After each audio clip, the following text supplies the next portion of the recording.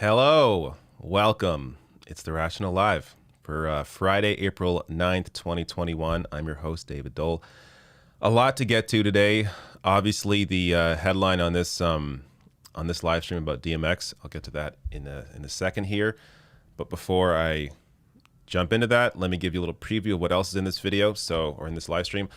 So I'll be discussing the Amazon union effort in Bessemer, Alabama, and what happened there, and possibly that this fight is not yet over, so wait for that story. Also, Canada is on the brink of outperforming the US, but not in a good way. I'll discuss what that's about in a bit. Also, Joe Manchin giving a really, really absurd reasoning for why he doesn't want to help push for any real change, so I'll get to that in a minute. And somebody that you wouldn't expect to call him out, calling him out as well.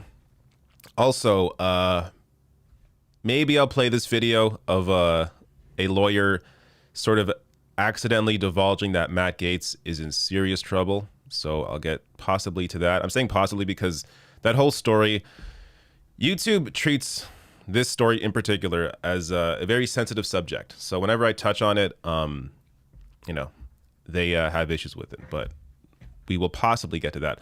Also, just this is more of like an aside, this story. Elon Musk unveiling his quote unquote invention, which is just a tunnel. Funny stuff. I'll get to that. Also, in my opinion, the best segment of this week, apart from the DMX segment coming up, is going to be tweets of the week, because there is a lot that I saved up this week. I actually saved up tweets from the beginning of the week until today. I don't normally do that. I normally rush at the last minute because I forgot that I had that segment. But a lot to go over this week, including some funny tweets. So I'll get to all of that. First up, I want to say hi to the chat. Hi. How's it going? We will chat more later. Of course, send your chats in, your super chats and all that stuff. And if you want to subscribe on Patreon, help me out. You know how YouTube suppresses independent media. rationalnational.com/join. There you go. It's the Patreon page. Also links below the video for the Patreon page for other stuff. Streamlabs, PayPal. What else? I'm forgetting something. Twitch. The Twitch page as well. So many ways to help out the channel. Also, of course, you could just join on YouTube. That helps me out as well. All right. Let me get to it. I don't normally like doing these sorts of segments live, but we're going to do it. We're going to do it.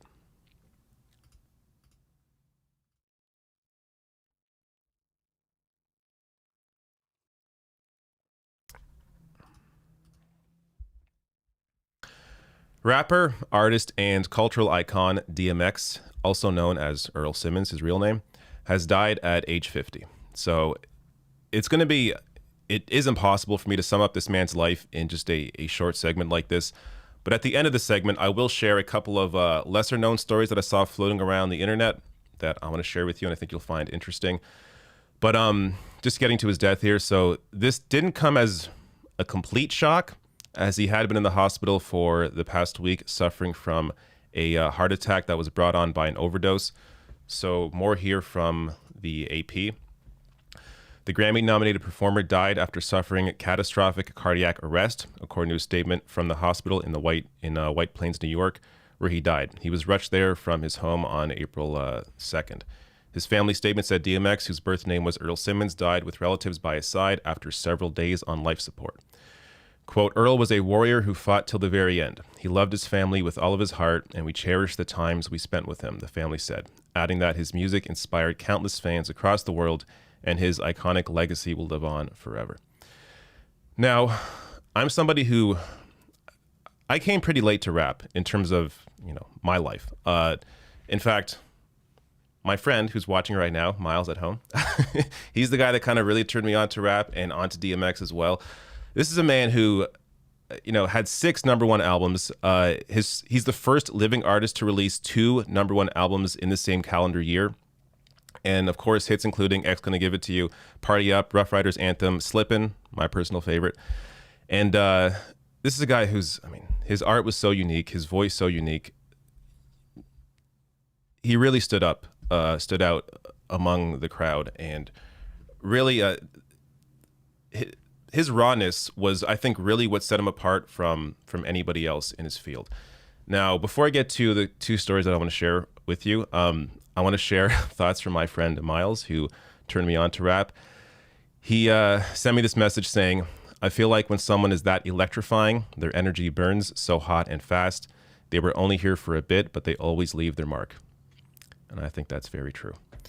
All right, let me get to these stories. So I found one of these are funny. The other one is heartwarming. So let me first share the funny one. Q Anthony here on Twitter.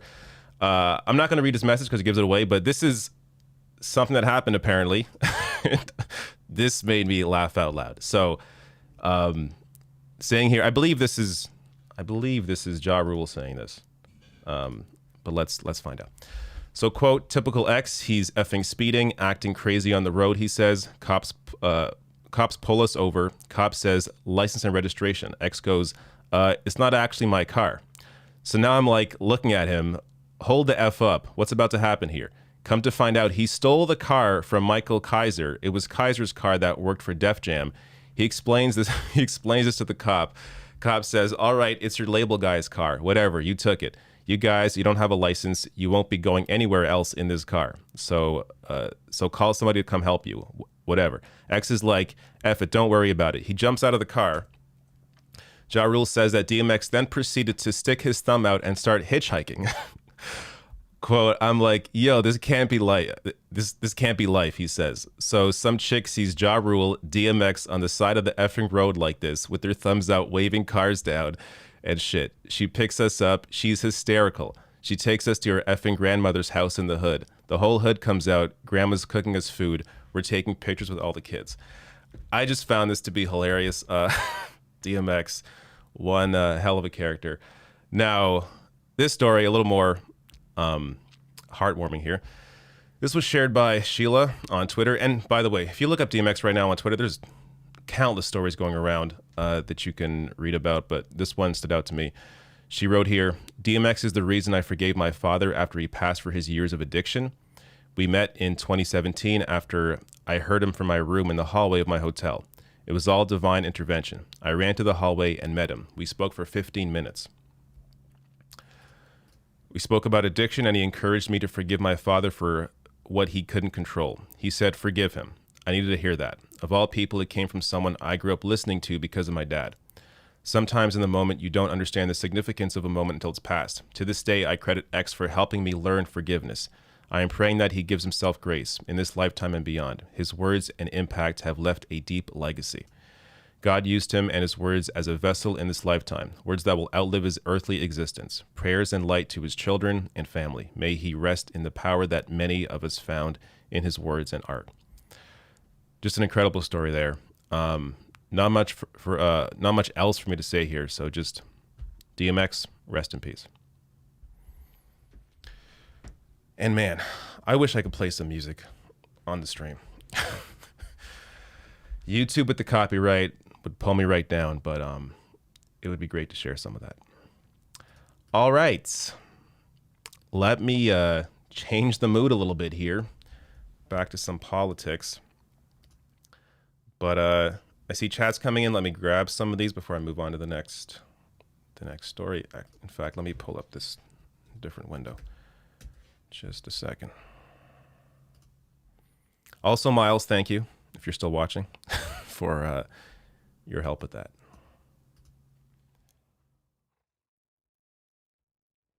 All right, let me grab these super chats. Loading. All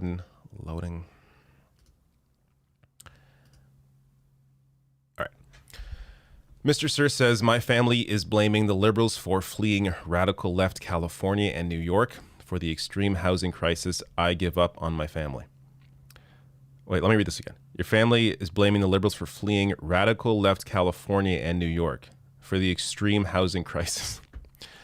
Well, I mean, it depends. I'm sure your family doesn't know what the difference between liberal and left is, but it's not completely wrong to blame liberals. But of course, liberals are not the left, and there is there's a housing crisis really all over the place. It's crazy right now in Canada. In the Toronto area, there are homes going for, one home went for $800,000 over asking, and it's a tiny little home in Toronto, already listed at $1 million, went for over 800,000 over. Just, yeah, it's completely nuts. There are a number of factors that are contributing to that. Actually, Anna Kasparian on TYT had a recent segment on housing. If you want a more of a breakdown on that, check out her video. It's pretty good. Adam Bryceland here says, hey, David, so since the squad got nothing done and no pushing Biden left, what are they going to run on in 2022? Midterms, very disappointed. It's April. What are you talking about? We're a few months into this. Hold your horses. As I've been saying, they have the ability here, the potential to move the infrastructure package to a bigger ask there are forces on both sides of that right now. People like Joe Manchin saying it's too much, and then AOC Bernie on the other side saying it's not enough. We'll see how that plays out, but it's ridiculous to make a conclusion in April, a few months after Biden's term has started. Also, by the way, the COVID relief package would not be anywhere near where it is or where it was when it passed if it wasn't for the fact that Bernie's been in Biden's ear this entire time. Usually, in cases like that, you'll have this package get introduced and then it gets whittled down to something tiny. It was passed the way it was introduced, 1.9 trillion. So that's the kind of effort that needs to be shown in future packages or bills like this. But the infrastructure bill is just too small to start. It's 2.25 over 8 years, which is not a lot when you compare it to the COVID package, which was about 2 trillion over about a year, 2 years for some provisions. And so we'll see how that all plays out, but it's too early to, jump to conclusions. Samantha Sider with your thumbs up. Thank you so much, Samantha. Car Wash Freak says Amazon interfered. Boycott Amazon. They are corrupt. Yeah, I have the Amazon story. I think that's the next one. Yes, it is. So I'll get to that in a second. Rhino Wiki says, do you think if we passed a spending package to cover fees and legal costs to fix IDs for people being disenfranchised, it would mitigate much of the effect of new state ID voting laws being passed? So I heard this brought up by somebody else before.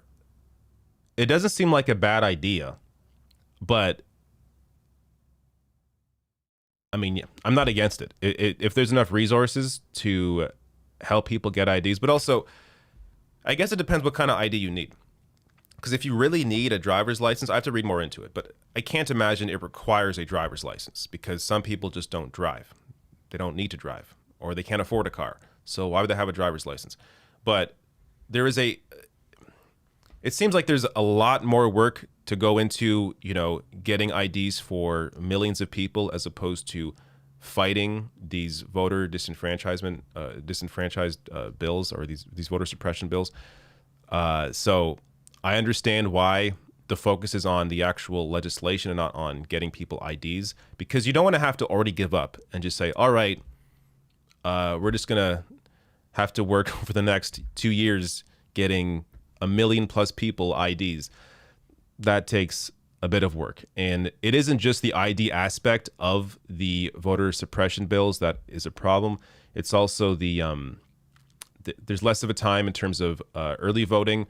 There's less actual places to vote in these more populated counties. So it's not just about the IDs. It's about also everything else that's part of these bills. All right, let me pause it there and prep the next story. So I will be right back.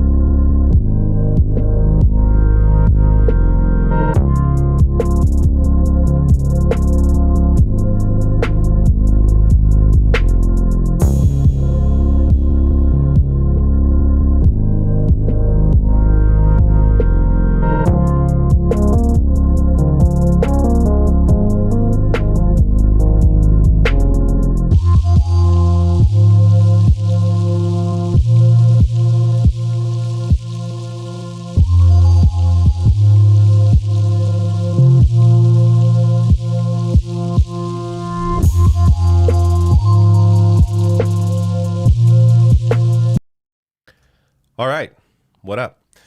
So this next story is on the Amazon union effort. Let's get to it.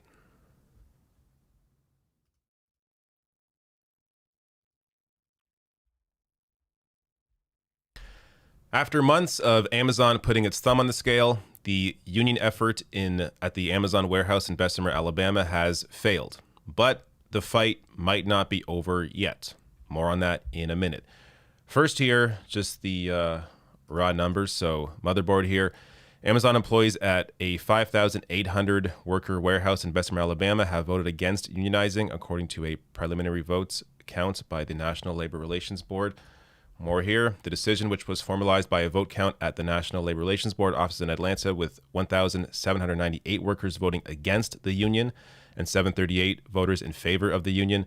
There were 505 contested ballots, however. Even taking into account those ballots, Amazon had enough votes to bust the union. The retail, wholesale, and department store union has indicated that it is filing objections to Amazon's conduct during the election and related unfair labor practice charges with the NLRB. And the NLRB did not immediately declare Amazon victorious. In particular, the union has indicated it will file a complaint against Amazon for emailing USPS employees in early 2020 and pressing the agency to install a mailbox feed from the entrance of the warehouse. So I covered this in detail yesterday. I'm not going to get too deep into it now, but essentially it was one of many union busting efforts that Amazon took part in during this entire union process. Now, as they say here, the union is challenging the results because of the steps that Amazon took. So I'll read a bit of this Twitter thread. The union is formally filing objections and ULP charges against Amazon's blatantly illegal conduct during the Amazon union election. We won't rest until workers' voices are heard fairly under the law, and when they are, we believe we will be victorious. They go on to say here, we won't let Amazon's lies, deception, and illegal activities go unchallenged. Amazon knew full well that unless they did everything they possibly could, even illegal activity, their workers would have continued supporting the union. That's why they required all their employees to attend lecture after lecture filled with mistruths and lies where workers had to listen to the company demand they oppose the union. That's why they flooded the internet, the airwaves, and social media with ads spreading misinformation. That's why they brought in dozens of outsiders and union busters to walk the floor of the warehouse. Just a little, note for the future. If your workplace is putting more effort into you not doing something than maybe supporting you at the workplace, maybe there is a reason why they are doing that. Amazon understood that right now they have full power, full control over their employees, and they simply did not want their employees to be able to have their own collective voice, have the ability to collectively bargain, whether it's over wages or over working conditions or whatever it is. Amazon wants to maintain full control over their workplace, and they understood that a union would absolutely hurt their bottom line as Amazon, the corporation, and help their workers. So it's disappointing to see that this effort worked to misinform people enough to the point that this vote failed. But not a lot of people really understand the importance of being in a union and grew up in a culture that demonized unions. Here in Canada as well, I grew up in that same culture. I had no idea what unions were or weren't or their role was until way later on in life. But the way it was always discussed to me through culture, through media, through people I knew, was that unions were bad. So when people have that in them growing up, you have to be able to, it takes time to deprogram them and actually educate people to understand that a union represents your voice. And there was a lot of misinformation out there, including about union dues. I think they mentioned it here as well. So that's why they bombarded people with signs throughout the facility and with text messages and calls at home. And that's why they have been lying about union dues in a right to work state. So they were talking about, Amazon was fear mongering about, how this union's going to steal your money, when union dues aren't even required of members of a union in Alabama. So that already is a lie on the face of it. But just one of many lies, one of many ways that Amazon was working to try and break up the formation of this union. I discussed also in previous videos how they even went as far as changing the traffic lights out in front of the warehouse so that they remained green, so that less cars would stop in front of the warehouse, and giving less of an opportunity for union organizers to actually interact with people that are working at that warehouse. So they even took it to that extent. Amazon understood here that if this warehouse unionized, it was going to have a ripple effect across the country, across North America, when it in terms of their warehouses and the ability for these people to actually stand up for themselves and have their own voice. But even with the failed vote here, putting aside the challenge, I think this is really just the start. There's always going to be, a number of failures on the road to success, and this is right now is one of those failures. But a lot of people in the future, organizers will learn from this experience, learn how to better organize for this union in the future, and also learn how to combat the various tactics that Amazon used here to bust up this process. Now, some reactions here from Twitter. Stephen Greenhouse tweeted out, "The big takeaway from the Amazon loss should be that the playing field is tilted heavily against unions when facing anti-union employers. Amazon had access to its workers 24 hours a day, 7 days a week, while U.S. law let Amazon bar union organizers from entering the warehouse." So this also has to do with the mailbox in front, because the reason why Amazon wanted a mailbox right at the warehouse is because it allowed them to encourage employees there to vote, to bring their card in, because it's mailed to them at home. This is a process that usually Amazon has no part in. It shouldn't have any part in. It's a process that has to do with the organizers, with the employees, and the labor relations board. So Amazon should have had no part in this. But by having a mailbox on the grounds, they encouraged people that work there to bring in their cards to vote no and submit it in that mailbox. And the day after the union vote stopped, they took out the mailbox.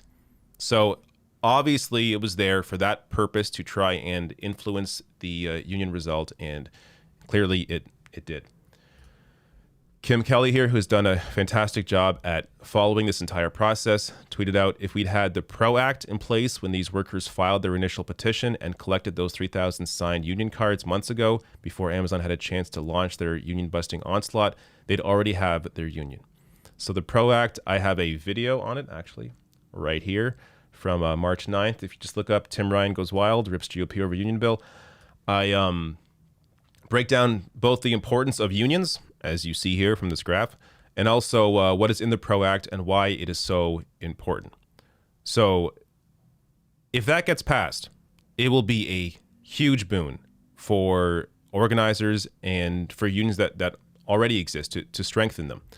It is one of these things where it's almost surprising that it's coming out of the Biden administration, but it is, and it's actually fantastic. So you can look up any breakdown on the PRO Act or watch my video on that and get a better idea of what it's about. But ultimately, it's unfortunate that this failed. But as I said, I think this will have an impact going forward. There's going to be lessons learned, and it's going to have an influence on future organizers to better understand how to organize their workplace. And eventually, at some point, I do think that they are going to be victorious. Okay. All right. Got a little Canada-US video coming up in a second here. Let me see if any chats came in.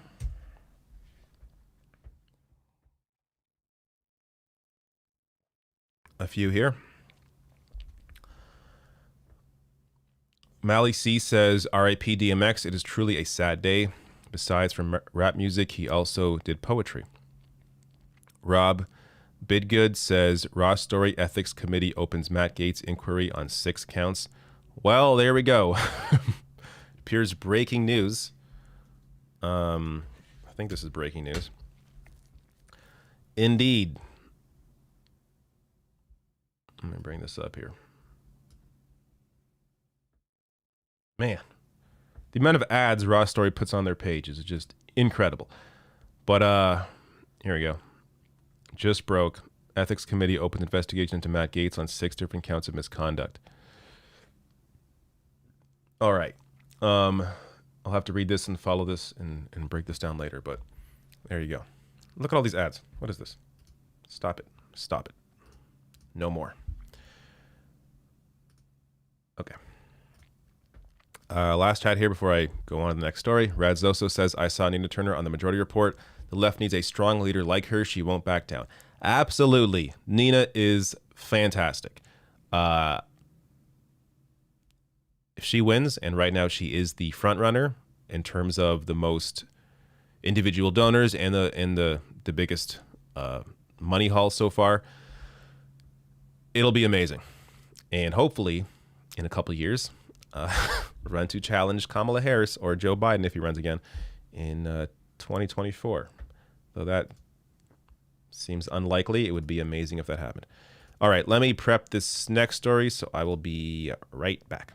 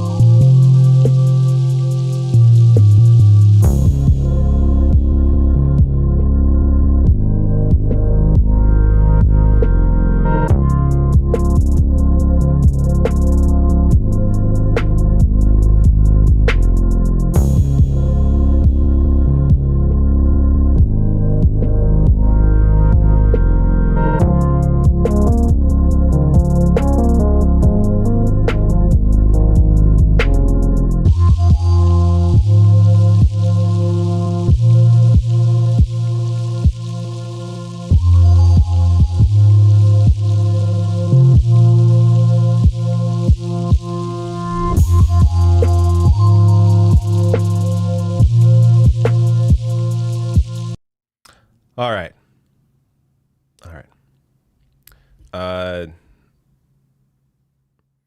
What is this? I signed up for a Patreon. Everything went through. Got to see one video for kicked out and don't know how to get back in. Can you or anyone else help? You got to message Patreon tech support. I'm not exactly sure what your issue is, but I have no control over how that whole interface works. All right. Let's get to this story.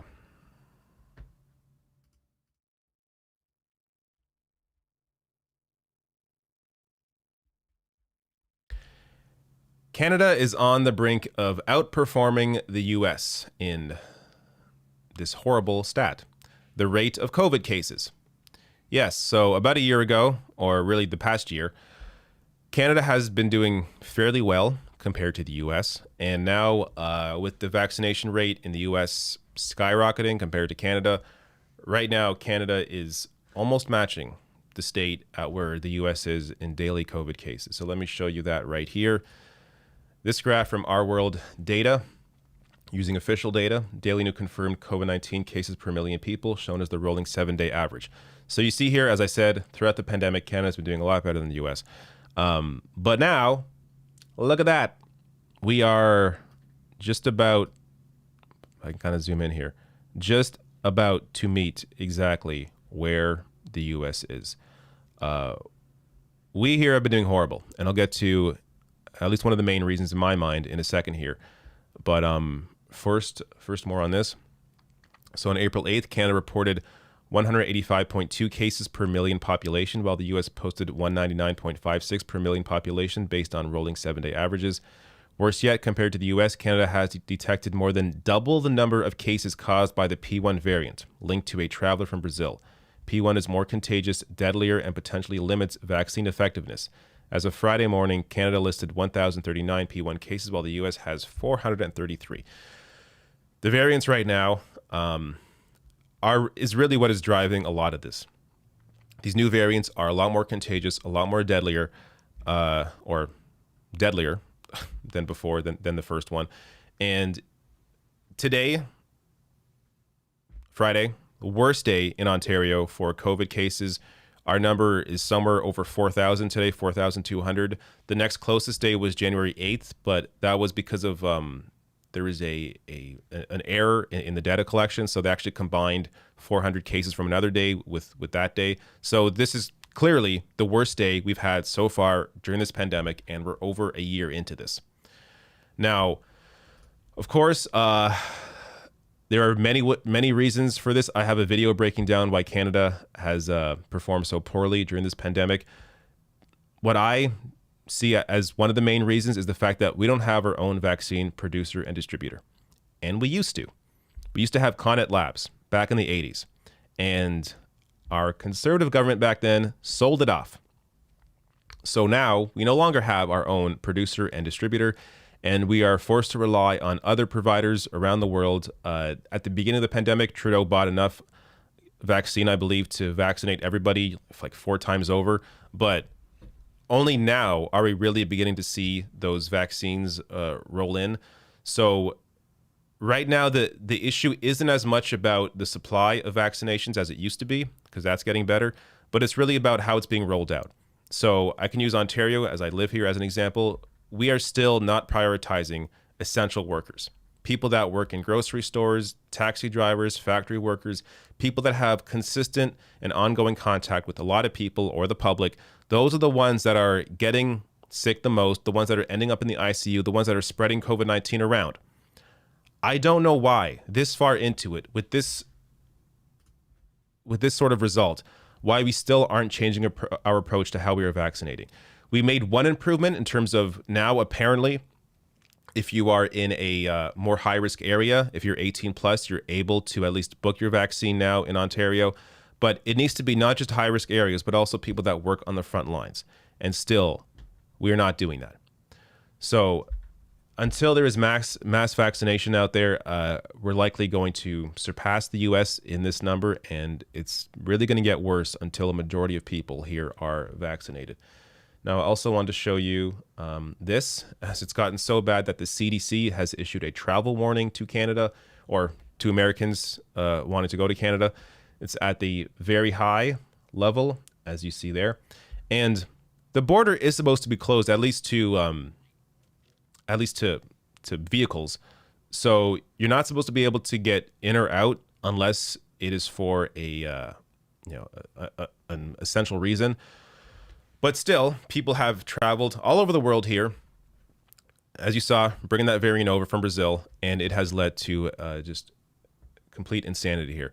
Now, last thing, I want to show you some polling. At the very least, this is the silver lining for me anyways, that people are recognizing how horrible their political leaders are.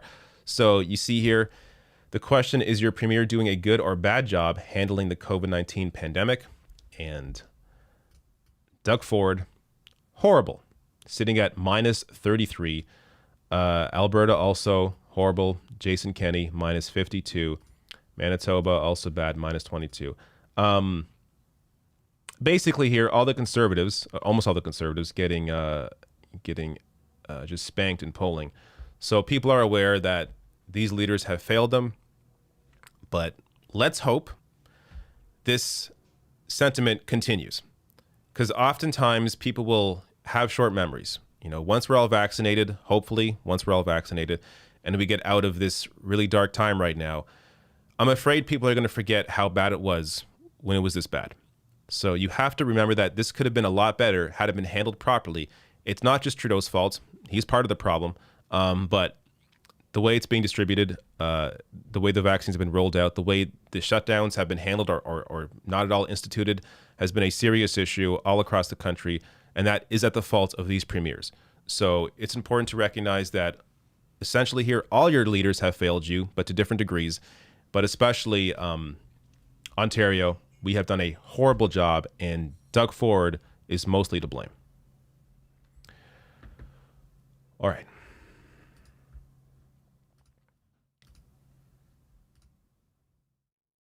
Now, so I got the Joe Manchin one coming up, and then tweets of the week, and then I'll get to some of the other stories that I did not finish, but I teased out at the beginning. All right.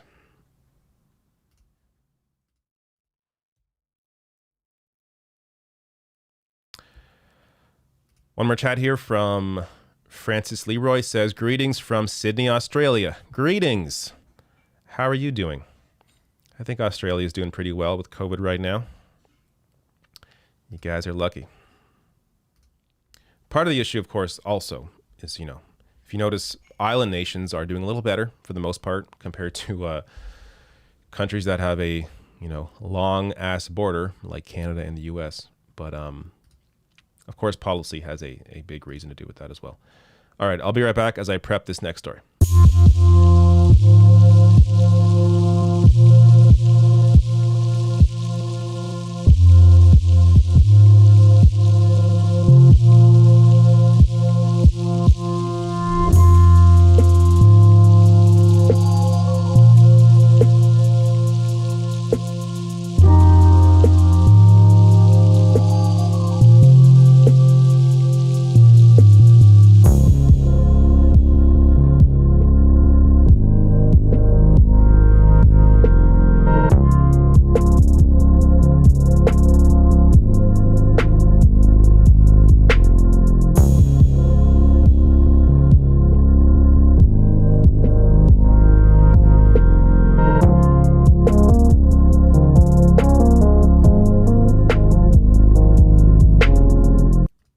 All right, there we go. This may be a quick one. I don't really prep too much for this, but I saw this clip and I had to share it out. So let me prep this.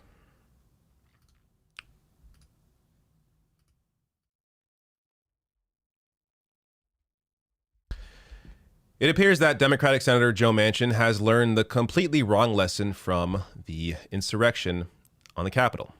And James Clyburn, of all people, is calling him out. So I'll get to that second video in a minute here.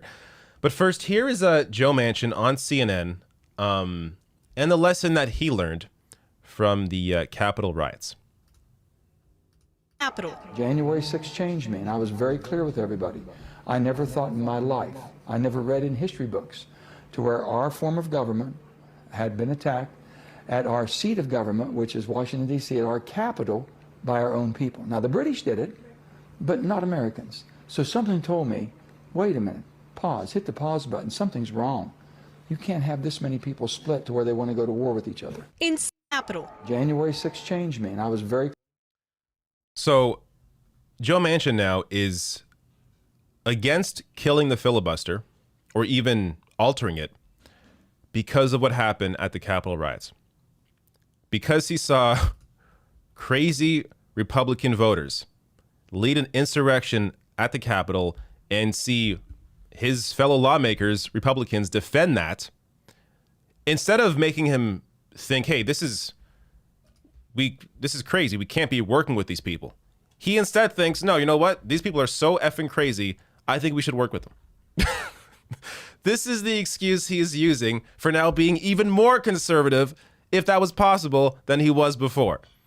Now, James Clyburn, of all people, this is the guy that essentially handed Joe Biden victory last year in the primary against Bernie Sanders.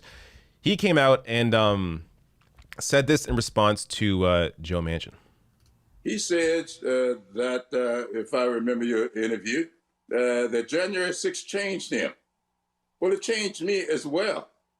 And I want to remind him of what some of those insurrectionists were saying to those African-American law officers who were out there. One man talking about how many times he was called the N-word. I want to know, how does that man compromise in such a situation? How would he have me compromise in such a situation? So Clyburn here making the obvious point that why would you be compromising with people who are absolutely disgusting? Now, ultimately, I don't think Joe Manchin I don't think this changed him. I think he's using this as a convenient excuse to continue being even more corporate than he was before. Because right now you have bills like the PRO Act that are being introduced, very, very pro-union, that of course Manchin is against. He doesn't want to see that passed. So instead of actually fighting these bills on the merit and just admitting that he is a corporate hack, he instead is using this as the excuse to be more conservative and vote with his Republican buddies. Now, the way around this is, well, first to primary him, obviously, but that's going to take a few years because he's not up for a bit. But unfortunately, there really isn't all that much you can do. With the Senate split 50-50, you either need Manchin or you need a Republican on board to vote with you. And whether it's Manchin or Sinema, they're going to continue holding up any sort of progress. So I want people to understand here, because there's being a lot of manufactured hate right now being thrown at the left, and some of it is warranted. Right now, progressive lawmakers in the House, especially the Progressive Caucus, which is about 20 members, they have the ability to hold up particular bills, to improve them, because you're not going to get 20 Republicans on board for a Joe Manchin piece of legislation. But they're not using their power. They didn't use their power when it came to the COVID relief bill. You can excuse them and say, hey, to hold up COVID relief would have maybe looked bad on them, and that's why they didn't do it. Okay, whatever. But they could have held up that bill to put the wage increase back into it. They decided not to do that. But now with the infrastructure bill, they have the power to hold it up. There isn't the same urgency with the infrastructure bill as there is with the COVID relief. So they have now the power in the House to hold that up. But even though, yes, you can criticize them for not using their power in the way that they can use it so far, understand the real barrier to progress here are people like Joe Manchin. This is the guy holding up actual progress. Nothing is getting through with 60 votes. So they have to rely on budget reconciliation where they can use it, and they really can't use it for everything or a lot. So they're going to use it as they can. But even then, you still have to rely on Joe Manchin's vote to support that, and you're not getting anything else through with 60 votes. So this is going to be an ongoing issue, and it requires other politicians, popular, powerful politicians like Bernie Sanders, Joe Biden, to put pressure on Manchin. You have to make Manchin fold. That's really the only way out of this. Since you need his vote, you have to make him fold. So you have to have this continued onslaught on his character, on him in his state of West Virginia. You need this ongoing onslaught on Joe Manchin to hurt his poll numbers and basically bend him into submission. Now, there still is no guarantee that he would bend into submission, because this is a guy who is not even just serving corporate interests, but he has corporate interests himself. He's a partial owner of a hotel chain.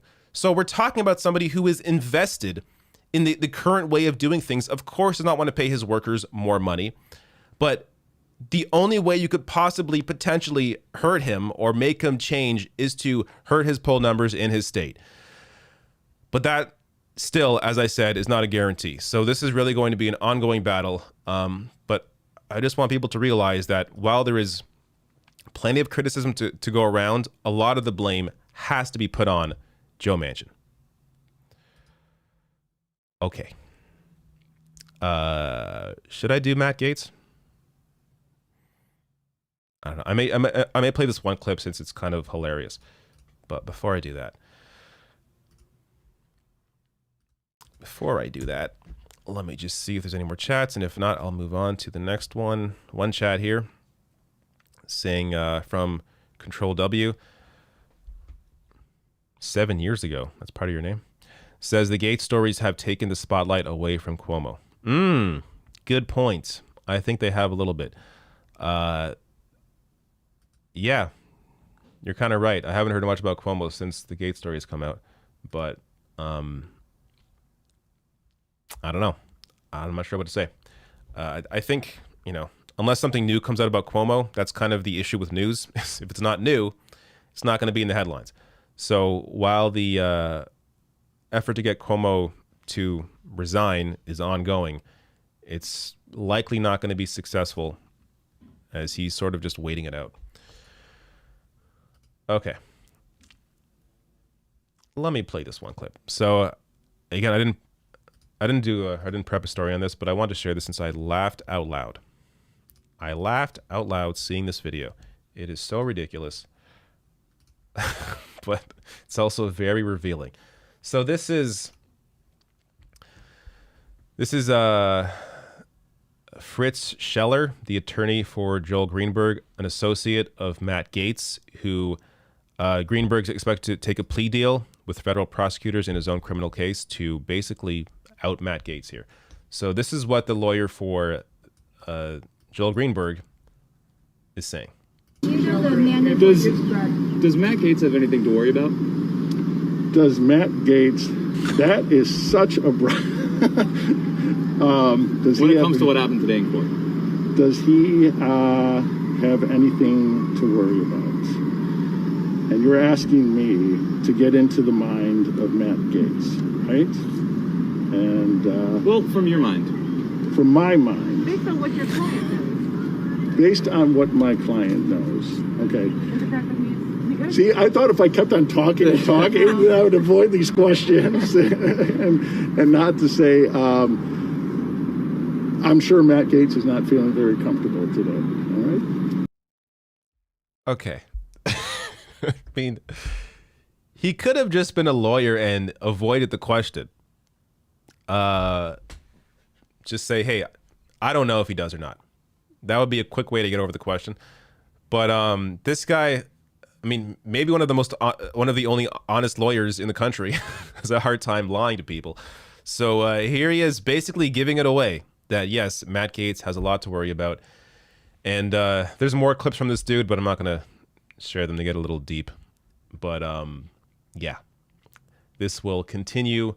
A lot of Matt Gaetz out there. This is also, I did one story on Matt Gaetz, but I feel like it's covered so much by everybody else. I have nothing to add to the story.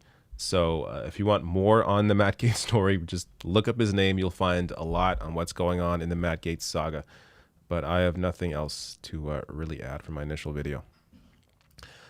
All right, what else here? Oh, I'll do my tweets of the week, and then I'll come back and do the Elon Musk stuff as well. So I will be, and there's plenty of tweets of the week this week. So I'll be right back.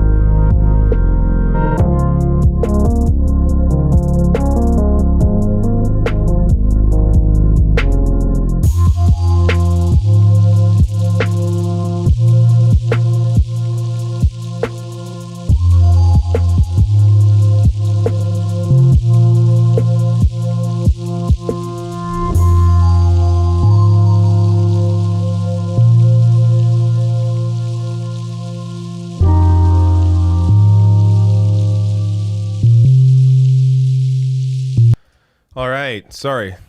That took a while because there are a lot of tweets this week.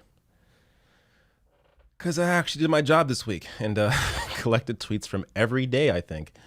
Almost. We'll see. But a lot of tweets this week. Let's jump to it.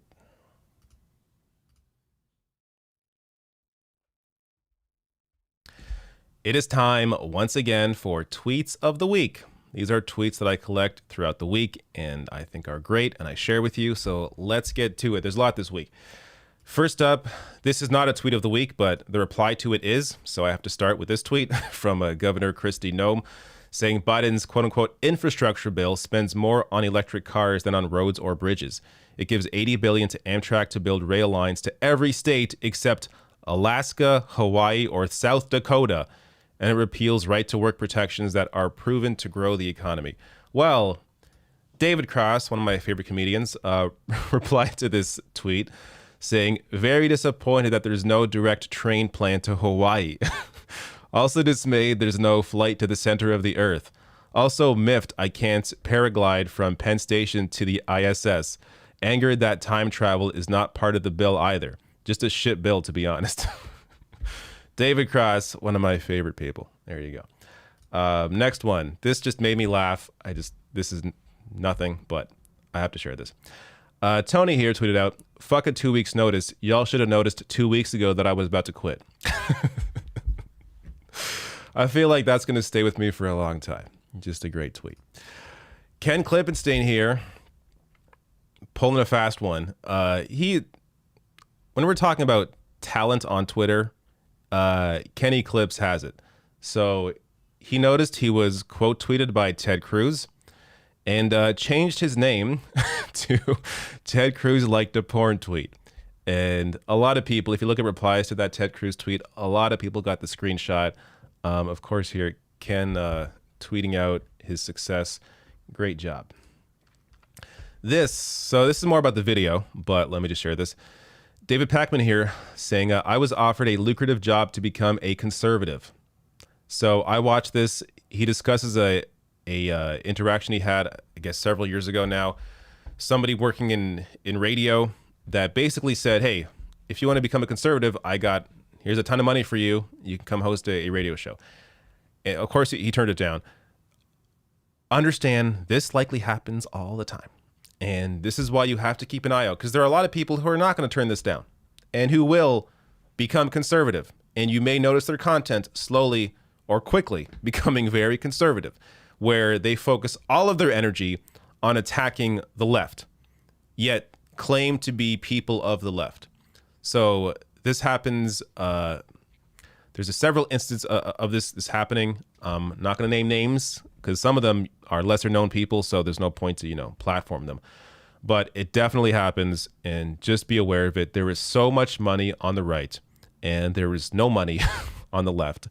A lot of these right-wing accounts too, they don't have to rely on YouTube ads or patrons because they have big donors backing them.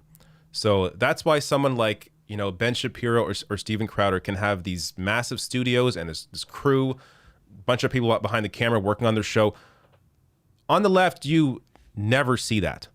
TYT is the closest, but they also have been around the longest, 20 plus years. They've slowly built up their audience. They have a support base of individual subscribers that donate to their show. So they're able to maintain that. But right-wingers popping up out of nowhere and having a full crew, that takes a lot of money. Most people don't have that. Right-wingers have that because they have the backing of massive billionaire investors. So just keep in mind in terms of who to trust, who not to trust, or maybe, I don't know, maybe you like pro billionaire, pro corporate content, and it's fine if the people you're watching have sold out. Okay, cool. But if you do care about where the influence comes from and what these people in media what actually influences them and why they talk about what they talk about, understand that there is a ton of money pushing these people or supporting these people on the right. So this made me laugh. Very Canadian specific joke here, but if you're in Canada, this was posted by Himi Syed. If you're in Canada, you'll definitely recognize the Canadian Heritage Minute. These would, appear on television here every now and then. Real ones would appear. This obviously is a fake one, but this is just brilliant. Your next question comes from John McGrath from TVO. John, please go ahead. Thank you and good afternoon. I confess, Dr. Brown, I'm a bit confused by this presentation. You say that sticking with the stay-home order will help, but the stay-at-home order is ending almost everywhere in Ontario on Tuesday. You say that RT needs to be below 0.7, and we have never actually achieved that, and we're about to if not reopen, we're going to reduce a lot of the public health measures. And those public health measures, as you say, as they are lifted, cases could rise dramatically. Am I missing something here, or is this presentation actually predicting a disaster? No, I don't think you're missing anything. The cases will likely rise given the variants of concern. The need to keep that R down is really, really critical. But there are a number of things that need to be weighed in making these decisions. So that was several months ago in Ontario before the massive third wave that we're now in and just had the worst day ever in terms of COVID cases. The government saw at the time that this disaster was coming. And at the time, they were opening things back up, seeing a disaster right in front of them, admitting to it right here. So yes, that is definitely a part of our history. This says everything. David Freelander here tweets out, "It is very weird that one political party in the United States has made combating sex with minors a major part of their identity, and that all of these people are in that party." So I think you're well aware, QAnon, one of the reasons that people are in Q is because Democrats are somehow sex trafficking minors, and there's, I don't know, stories about blood and children's blood. Anyways, I don't want to get too deep into Q, but it's weird that that exists, and it's about Democrats starting or facilitating some kind of sex trafficking ring. Meanwhile, you got here, yeah, of course, all of the absolute worst friggin' people that actually have a history of doing so. So there you go. More here. This tweet from Leon Yin says, YouTube blocked advertisers from finding videos related to Black Lives Matter, but not White Lives Matter. I read through this. It is, I want to say, eye-opening, but it's not eye-opening. It's, of course, just another way that YouTube has helped to facilitate right-wing extremism. So advertisers that want to support channels that are in support of, say, Black Lives Matter, they can't do that. But if they look up White Lives Matter, then a bunch of channels show up. Now, since this article, they have now taken this away. So you can no longer search up White Lives Matter as an advertiser to support that channel. But they still are not supporting Black Lives Matter. So basically treating Black Lives Matter and White Lives Matter as the same thing, which of course is absurd. So, and by the way, if you don't understand that, hopefully I don't have to explain, but the reason why Black Lives Matter exists is because Black lives have been treated as less by the system than white lives. That's why Black Lives Matter. If your house is on fire, you don't say, well, all houses matter. No, your house matters because your house is on fire. So that's the distinction here. But YouTube treats it as all the same, and has their algorithm in combination with stuff like this has led to help the rise of right-wing extremism on YouTube. And also, this is also another incentive for people who are in this work just to make money, to go from being on the left to being on the right. Because if you want to make actual money in YouTube as someone covering politics, you're going to be a right winger. You're not going to be on the left. There's no money to make on the left. On the right, there is a lot of money to make. So some channels have recognized that, channels that don't care at all about actually giving you the objective truth and helping to improve society. Channels that just want to make a bunch of cash for themselves, they've noticed that and have made the switch from one to the other. And also, again, why you have to be aware of that sort of stuff. This is just fantastic. So hopefully I can play this on YouTube. It is a Jeopardy clip, but it's off someone's TV. This, I think this speaks for itself. Let me play this.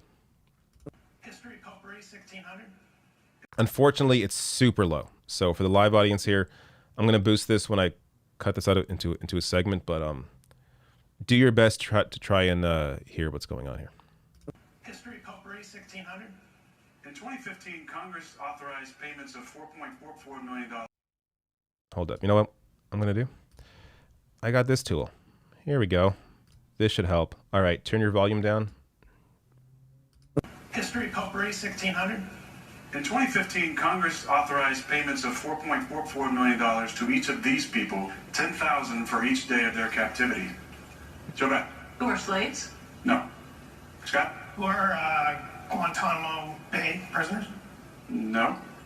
Who are Japanese internment camp survivors? No. The correct response is the Iran hostages. Scott? History. This is art. Absolutely. First of all, that lady really thought that slaves got reparations already. But okay.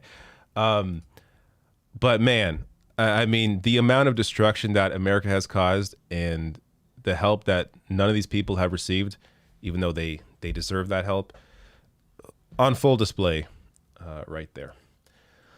Last tweet of the week. Now, honestly, this is very long. so I may not read through all of it. It's a lot. I'm not going to read through all of it, but I do want to send you here to openly check out their page, and I'm sure you can find this tweet with a simple search, basically pointing out here that, here, I'll just read the first tweet. The gendered binaries of male and female aren't as universal as you think. From Samoa to Albania, here are 8 cultures throughout history showing that the concept of non-binary gender is far from new. So people have this idea that, non-binary or, not being male or female is somehow specific to America, when that is not at all true. So I'll share some examples here. Two-Spirit, North America, identifying with masculinity and femininity. Indigenous North American Two-Spirit people are often said to contain both male and female spirits. They're often revered in their communities, seen as a channel between the physical and the spiritual. I'm not going to be able to pronounce this, but this one from Samoa, identifying as a separate gender. Their roles in society move fluidly between the traditional male and female. While they're assigned male at birth, Samoa also recognizes that as equally fluid gender for those assigned female at birth. Another example. Hijras, South Asia. The centuries-old third gender associated with sacred powers usually refers to those assigned male at birth but don't identify as such. In 2014, India legally recognized Hijras as third gender after they were criminalized by the British in 1871. And I can go on. There's a lot more examples. But just so you know, this is not a, North American or Western specific thing.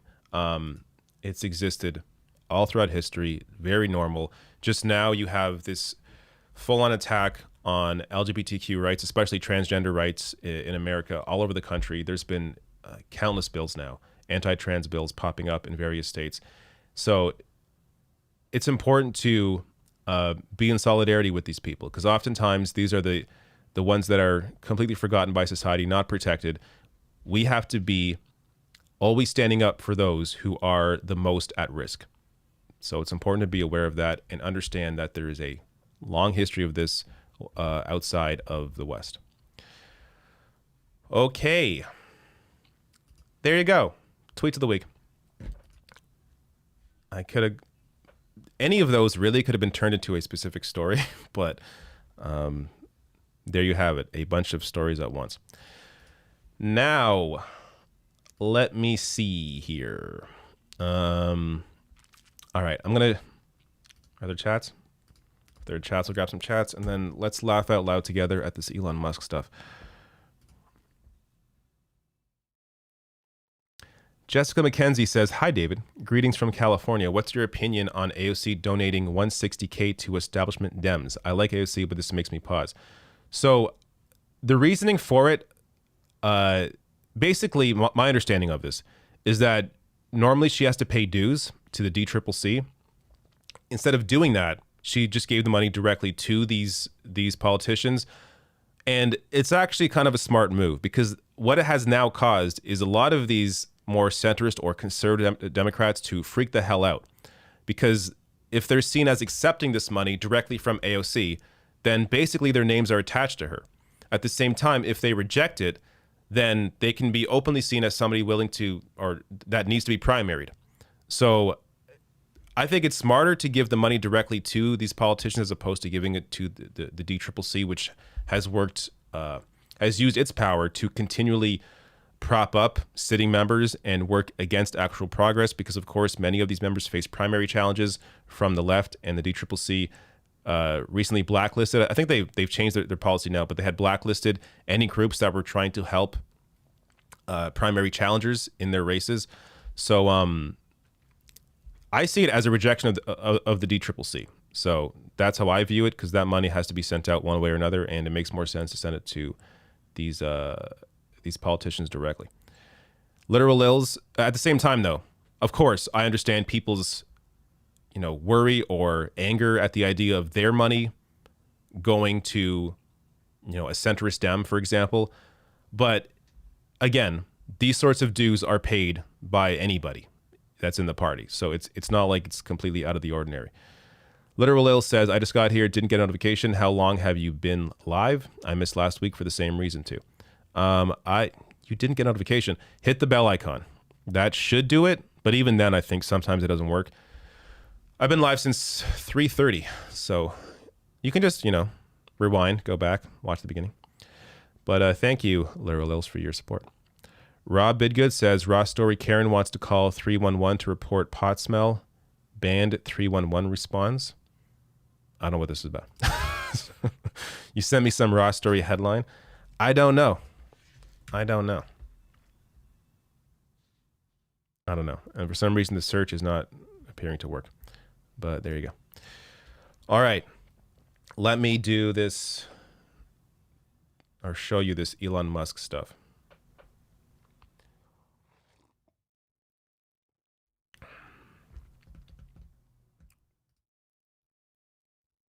Now, this is not really going to be a story. This is just going to be me showing you this. But this is so stupid. So, where am I? Here we go. So, actually, let me go small. This way I can bring it up a little bit. Elon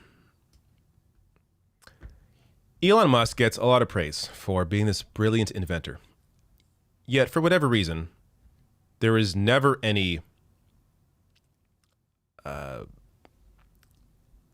platform or any sort of, credit given to the people that actually work to do the work, the engineers around him, the people that are actually doing the work at Tesla or other various Elon Musk corporations.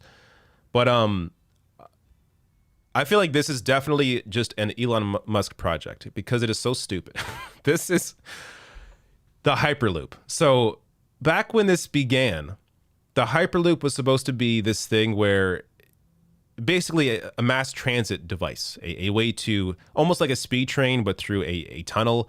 And, you'd be able to send people from LA to New York, and all those promises were made. Well, it has now devolved into a metal tunnel for Tesla cars. And this is somehow being put forward as an invention. So let me show you this. Just look at this incredibleness. Wow.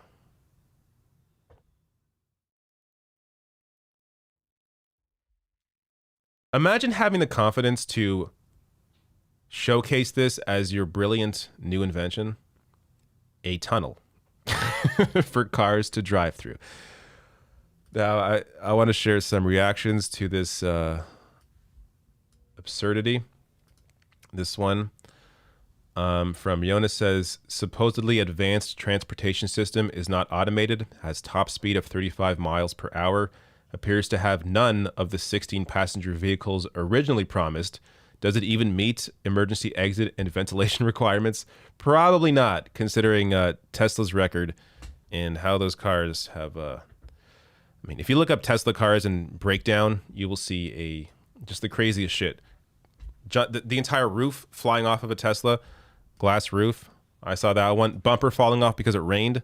That's another one. So they definitely have an issue with their quality assurance when it comes to their vehicles. When it comes to the actual electricity of the vehicles and the range, they're great by the numbers. They're fantastic. But the actual quality of the cars have serious issues. H-Bomber guy here saying, think trains, only slower. You need to own a car to use it, and it costs $700 billion. And I think he has another reply here. This one. Congratulations, Elon. You have invented a car wash. That's exactly what it is. All right, there you go. I just want to show you that. It's just amazing to me. This would not be news if it weren't for Elon Musk being behind this, because this is nothing. But he makes the news. Now, all right. We're good. Now, also, I just want to mention as well, when it comes to Elon Musk, my real issue with him is the fact that he's a union buster. There has been several cases now where he has actually fired people because they have tried to organize a union, because at some of their warehouses there have been complaints about how employees are treated there. And like any billionaire, whether it's Bezos or Elon Musk, they are scared of workers actually having power in their workplace because it'll mean things would change. and hurt their bottom line. All right. Let me grab some chats here, and then we're going to get going.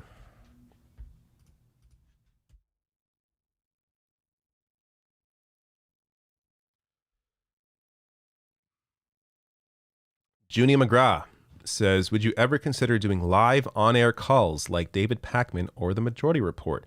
Your fandom would love to talk to you directly. It's definitely something I would consider. I need to, I don't know how they do that. I'm sure I could look into how to take calls. When I was on the radio, I took calls. It was almost more enjoyable though on the radio than I think it would be on YouTube, because I was on a AM radio station, so I took a lot of calls from people who were on the right, and some of those calls got really heated and interesting. That said, of course, I would love to talk to all of you. So it is something that is definitely worth considering, but I need to see what kind of, I don't know, what software or whatever it takes to be able to do that. Also, I like super chats. Law Gnomes says, while I agree that Tesla and Elon have quality issues, but most of the boring tunnels are intended as an underground Autobahn with speeds of 100 miles plus. Well, this one apparently has max 35 miles per hour. I mean, I don't really get it. Doesn't make a whole lot of sense to me. If you're going to go through the work to create a tunnel, why not make it a larger tunnel for public transportation, so you can take a lot of people at once? That seems to make a lot more sense than a tunnel for cars. The investment to benefit ratio doesn't really seem to make a whole lot of sense. I mean, look, I love cars. I'm not going to lie. I watch a lot of car videos. I'm super into cars. But when it comes to what is best for society, what is best for society is public transportation. It both cuts down it cuts down on traffic on the road. It's more efficient. It just makes more sense. So there needs to be, when we're talking about new public infrastructure, roads, of course, have to be improved, the ones that exist. Bridges, of course, have to be improved, the ones that exist. But in terms of new public infrastructure projects, there has to be more of an investment into public infrastructure, into trains, into I don't know, whatever makes sense in terms of actually transporting a large amount of people at once. And I mean, high-speed rail, of course, I think should be a major part of the conversation, and that's what this thing was supposed to be, the Hyperloop, but now has just turned into a tunnel for cars, which is kind of weird. All right, I think it's time for me to go. I'm going to, I love DMX too. I'm going to play some DMX, make some dinner. Let me grab some normie chats first. Let's see here. What's going on? Law Gnome says Vosh uses Discord to take calls. Oh yeah, I could do that. I'll consider that, because that would also help to boost the Discord channel as well.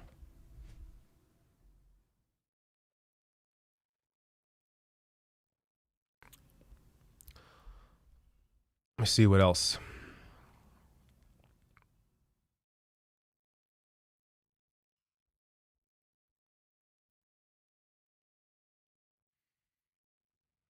Machismo says, R.I.P. DMX, I was listening to Slippin' in Honor. So was I. That was the first song I put on when I heard he had died. It's one of my, I don't know. I know it's not, a typical DMX song. It's a lot more subdued and depressing and sad, but I think that's an amazing song.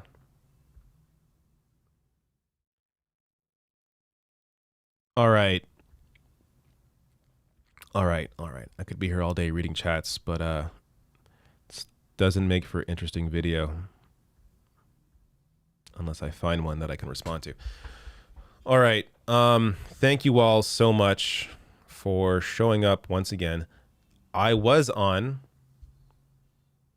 Twitch last Sunday, and I will be on again this Sunday. So probably I'm never going to make a a 100% promise, but my plan, again, is to be on Twitch this weekend. Probably, I'm not sure what I'll play, actually. We'll see. Probably something on Nintendo Switch, but I'll find out. All right, so the link to the Twitch channel is below the video. It's twitch.tv/therationalnational. You can follow me on there, and you should be notified when I go live. And come check that out. Winston says, thoughts on Bo versus Mike from PA drama. I don't even know about this drama.